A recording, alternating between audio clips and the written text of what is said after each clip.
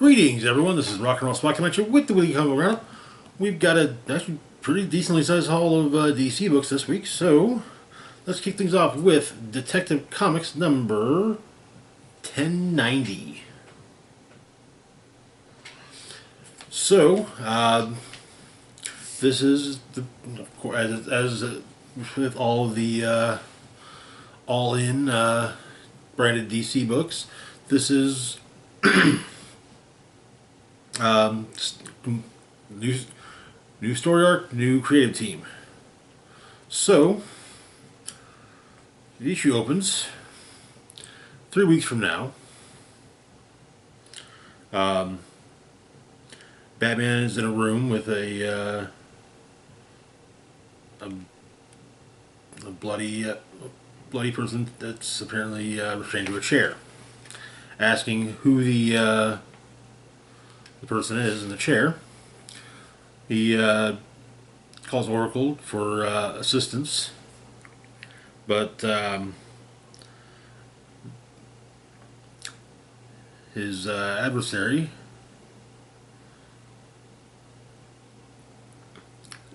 slices the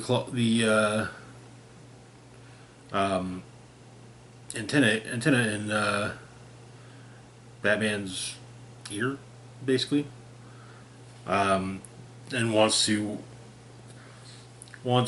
Batman to know about or wants Batman to see the final moments of this person. Also, his adversary knows that he's Bruce Wayne. Then flashback to many years ago. There's a car accident. Dr. Thomas Wayne is woken up from a nap in the hospital at Gotham General. There's a couple in a car accident. Woman's pregnant, and the trauma of the accident has caused premature labor. But one of the other doctors points out that while the driver is badly injured and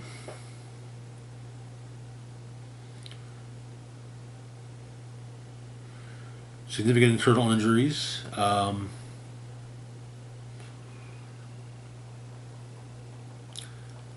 it seems that he had previously beaten the young woman. And the older doctor says, maybe we should deal with the young woman first. Though Dr. Thomas Wayne is adamant that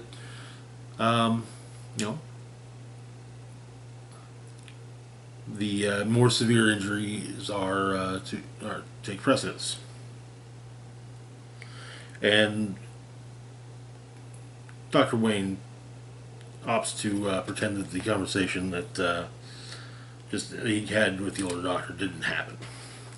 But 9 hours later,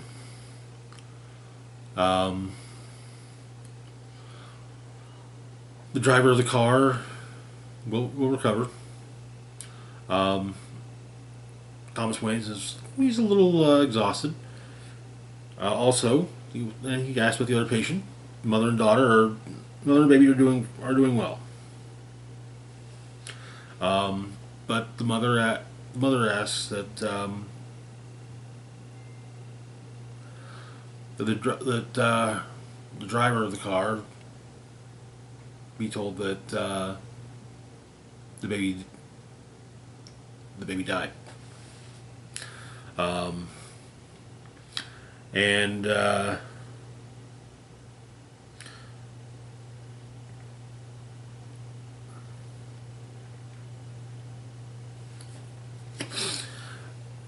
next day, Martha Wayne basically sets up getting the young mother, Evelyn, away and with her daughter. Um, that night, Martha says, basically, maybe, maybe it wasn't the right call to, maybe they let, perhaps the driver could have been deprioritized. But she understands that he took the Hippocratic Oath. It doesn't make exceptions. There's no asterisk next to it. But young Bruce Wayne has been listening in, and he basically states that and Thomas Wayne tells Bruce that you don't know how we don't know how a life will be lived. We don't know its value. And if we can save a life and we don't, what would that make us?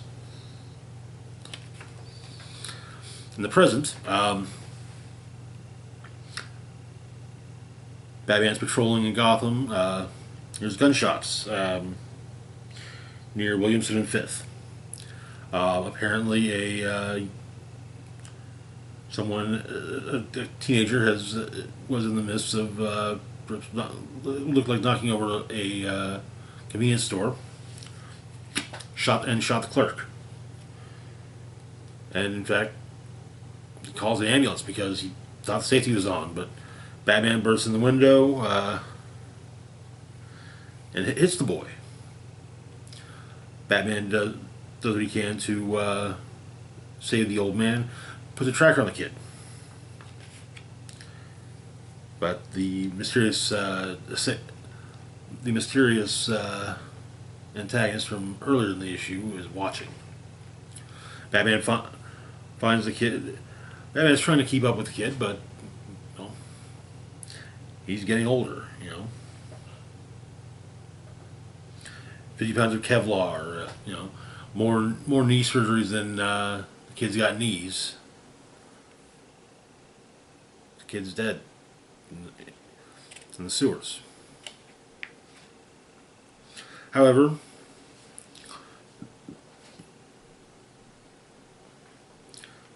Batman apologizes to the kid's corpse, but Bruce Wayne has things to do. He meets Thomas, a fundraiser with Scarlet Martha Scott. She has a wellness company and it seems that with some all natural ingredients, perhaps the clock has been the clock of aging has been slowed, and she wants to allow him to see if it's right for him. We get another flashback to years ago. The driver of the in the accident is wanting to see his child. Security is trying to keep him at bay, but they can't keep him. And so Joe Chill is released. And that is where the issue ends. Very interesting. It's kind of hinted that Scarlet Martha Scott is basically the daughter of Joe Chill. I'm presuming that she's also going to be the assailant from the beginning of the issue, but we'll find out as the story goes on. Moving on though to our, but honestly, a strong opener for Tom Taylor's Detective Comics arc. Moving on to our next book, we've got Harley Quinn number 44. So,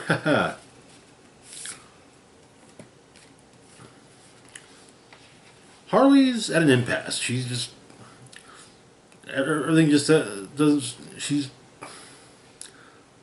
worried about she doesn't feel she can stay with Ivy because maybe that would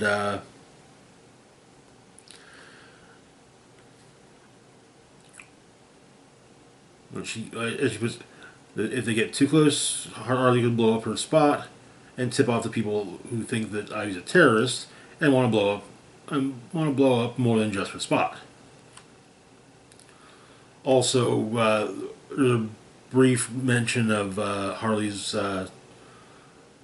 once again involvement with the Suicide Squad and Suicide Squad Dream Team, which was kind of a part of the prelude to Absolute Power. But she's trying to work out what to do with her life, and she thinks back to her first place on Throat Cutter Hill. I'm sure it was a lovely neighborhood in its time. But when she moved in, she met local vigilante Chicken Fingers. Clearly a forgotten ally of Batman. Probably just mixed. Probably was attacked by a team up of Joker and Scarecrow and mixed talk. Yeah, that's probably what happened to him, and Batman lost track of him. After all, he's got how many sidekicks? But it was a colorful neighborhood, to say the least. There was Miss Annette, who ran her hair salon like an artist, though it was really just in a front for a gambling ring. There was Mr. Whirligan, the locksmith. He made his own copies of his customers' keys, but he only used them when he knew you'd be out. How nice is that, Mr. and Mrs. Vu, who always slipped her a couple of extra dumplings, and only gave her food poisoning a couple of times. But up the hill, at Throat Cutter Hill, you knew your neighbors and you knew the folks mugging you. With Harley apparently being mugged by one of the residents named Scab, who had just got a B- on his bio test. She's proud that he's applying himself in varying fields. And so she opts to go to Throat Cutter Hill. And she discovers her true nemesis. Gentrification. Yeah, it's been gentrified.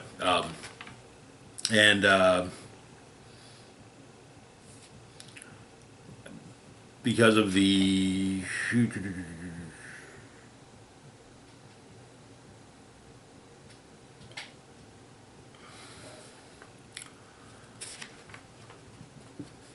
Northwest Gotham Southeast Tower.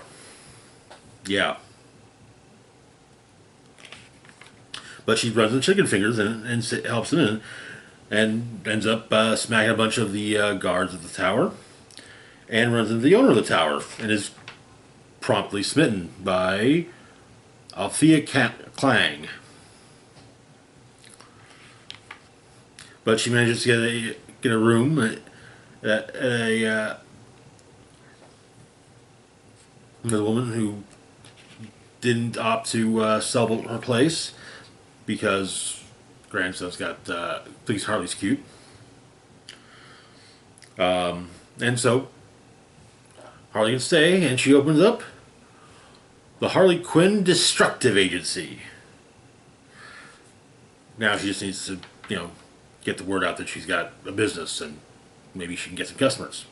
And thus, Althea Klang hires someone to deal with Harley Quinn. But we don't know who it is because they're in shadow. And that is where the issue ends. Okay, this is a fun issue. This is really fun. I definitely I'm digging Harley Quinn's all-in arc at the moment. Moving on though to our last book for the moment, we've got Nightwing number 119. Yes, we just had an issue of Nightwing last week, but that was supposed to be released last month. So yeah. Anyways, the issue begins with a shadowy figure talking about the life of Dick Grayson. From Flying Grayson to Robin, and then to Nightwing. And thinking that as Nightwing, well, that's not going to do. And so, on with the show. The gangs, a new age of crime is dawning on Bloodhaven. The Blockbuster gang. So, Mama Bear and the Teddies will receive carte blanche to operate across the city as long as appropriate dues are paid for cars stolen in other gangs' territories. Boss Bludgeon, in return for the shutdown of his numbers racket, the construction industry across Bloodhaven goes to the Clean Cut crew. Dr. Verbosis and his flyboys can continue to handle narcotics if they're so happy to risk the substantial jail time. Again, appropriate dues will be paid. And the Blockbuster gang will maintain the political sphere and the casinos. But Nightwing shows up.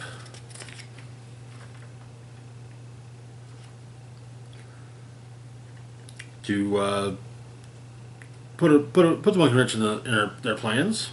However, an explosion. The building is blown up, seen by this shadowy figure. Nightwing survives. He's all right,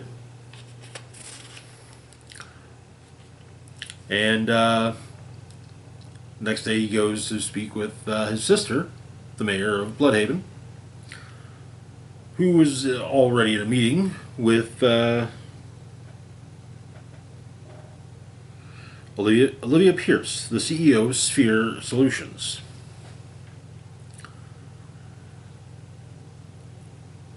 Sphere Solutions designs weapons, makes weapons designed to kill superheroes.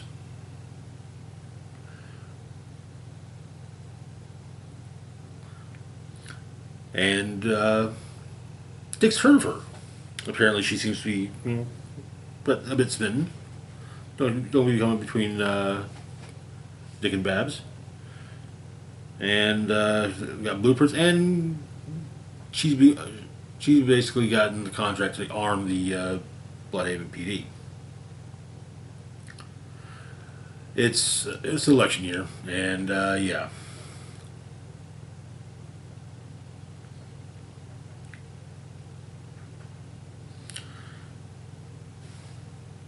But nothing that can do the ink is dry. The new gear is going to be rolled out the next day.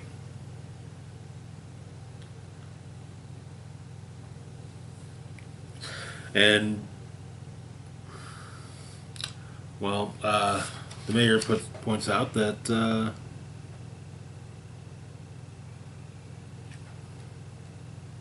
or Melinda points out that well, bottom line is, with her being in charge, she has to make calls that not everyone's going to like to keep people safe.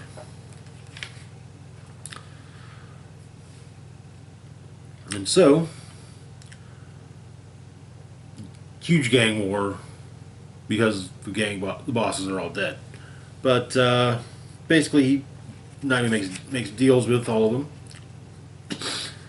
Um, as he states that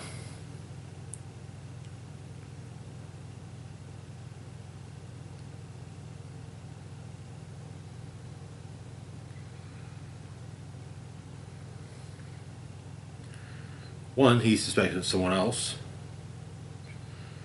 someone who wants Bloodhaven to be a war zone.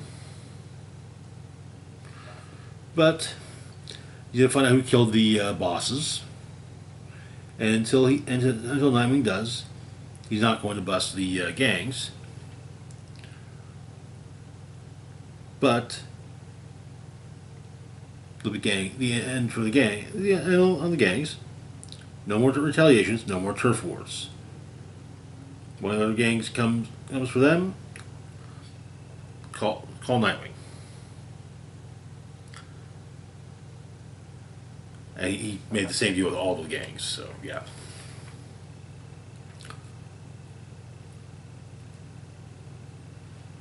Bloodhaven is Nightwing's town, and he's gonna put his foot down. And so Nightwing breaks into Spirit Solutions headquarters and meets the security system. And the shadowy figure from earlier notes the symbol that Nightwing wanted on his chest. A circus mark for a circus boy to wear. The circus has its own language, its own code, its own beliefs, which all come from an organization.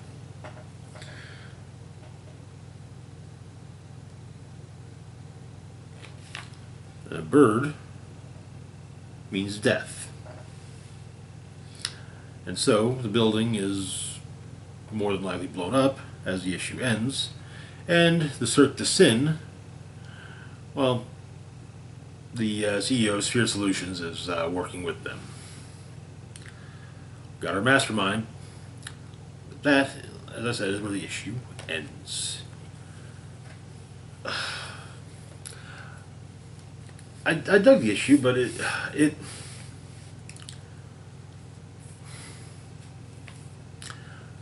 the Taylor run was so good. It's hard to follow up. You know, it's like, hey, we'll just keep the idea that Nightwing's half sister is Mayor Bloodhaven, and then hey, we'll just go back to to Bloodhaven being pretty much not as bad as Gotham, but basically there.